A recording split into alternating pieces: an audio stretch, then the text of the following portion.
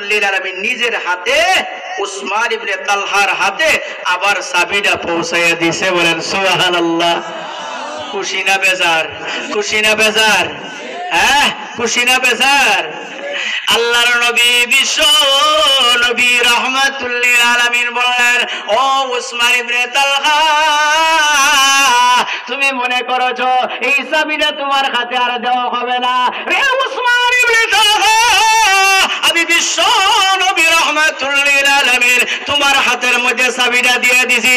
জানিয়ে রাখো উসমান ইবনে তালহা, একদিনের জন্য না, 2 দিনের জন্য না, কিয়ামত পর্যন্ত ওই চাবিটার কারো কাছে যাবে না, তোমার বংশধরদের কাছেই থাকবে। সুবহানাল্লাহ।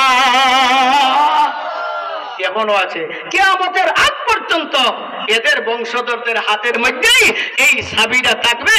আমার প্রাণেরা যখন চাবিটা লইয়া হেঁটে হেঁটে যায়, আল্লাহ নবী, ও উসমান ইবনে তালহা, দাঁড়াও, একটু দাঁড়াও। হয় রে, ব্যাপার কি?